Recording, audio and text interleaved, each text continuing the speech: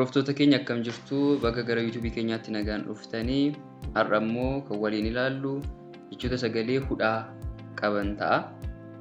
Jechoota sagalee garaagaraa amma ammaatti viidiyoo walitti aananii jiran irratti ilaalaa turre. Amma immoo jechoota sagalee hudhaa qaban kan waliin ilaallu ta'a.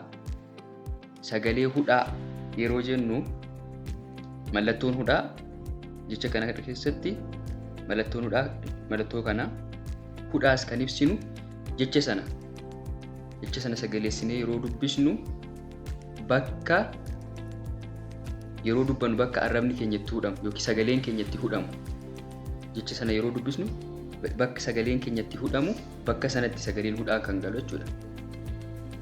Kanaaf mallattoo hudhaa bakka kana jirtu kana mallattoo hudhaa kana bakka sanatti galchina jechuudha. Iddoo sagaleen hudhaan nu qunnamutti yeroo sagaleessinee jecha sana dubbisnu sagaleen keenya bakka itti hudhamutti mallattoo hudhaa kana kan galchinu ta'a jechuudha. Fakkeenyaaf akka ilaallu jechoota sagal bakka kanaa qabna. Tokko tokkoon kan waliin ilaallu ta'a. Jechi duraa jecha sa'a jedhu. Sa'a. Yeroo dhuma dubbisnu sagaleen keenya bakka itti hudhamu jechuudha. Kana jechuun sa jenneet afurri keenya addaan citeet jennee immoo deebisnee dubbisna jechuudha. Afurri keenya addaan cite yookiin sagaleen keenya nu dhuma jechuudha bakka kanatti. Sa'a. Yeroo dhuma sagaleessinu akka hudhaa barbaachisu bakka sanatti kan barru yeroo dhuma sagaleessinee dubbisnu sagaleen keenya hin dhaabbate yookiin qabama jechuudha bakka sanatti. Tole jechittaan immoo mi'a.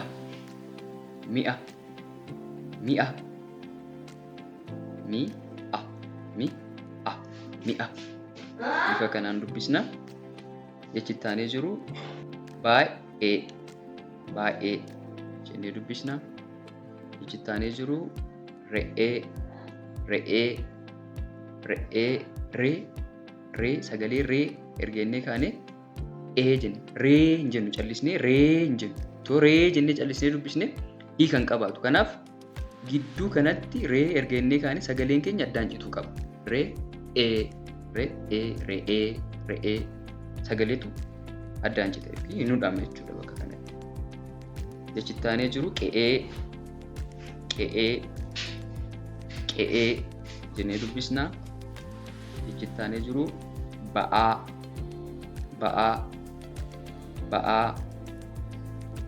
Bakka kana immoo jecha ji'a.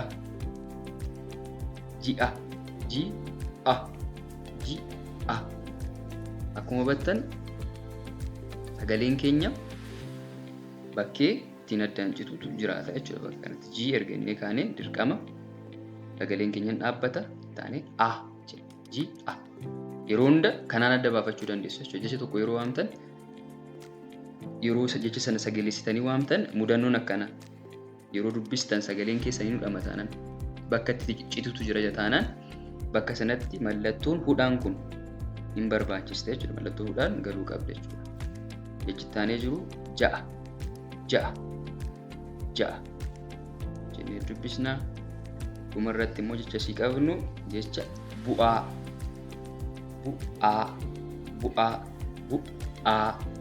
adda cite jechuudha. Bu'aa. Tole kana fakkaataa jechoonni sagalee hudhaa qaban isaan kanadha. Bifa ittiin adda baafattanis kan ittiin bartan sagaleen keessan bakka sanatti hudhamuu isaa ilaaltaniiti jechuudha kan adda ittiin baafattanii. Tolee chaanaalii keenya subscribe gochuun like gochuu hin dagatinaa isiniin jenna. Hiriyoota keessanii maatiidha namoota beektanii barnoonni kun fayyadaan jettanii kan yaaddanii akka isaan bira qaqqabu share godhaafi. Barnoota immoo bifa dhaabbataa ta'een bifa idileetiin kennaa jirra. Imo, WhatsApp, Google Meeting fayyadamneeti barnoota kana bifa dhaabbataatiin kennaa waan jirruuf liinkii description irra jiru. Bilbilli keenyas bakka sana jira. Liinkiin amma isinii caqasisu WhatsApp fi Imo bakka sanarra jira waan ta'eef karaa sanaatiin nu argachuu dandeessu.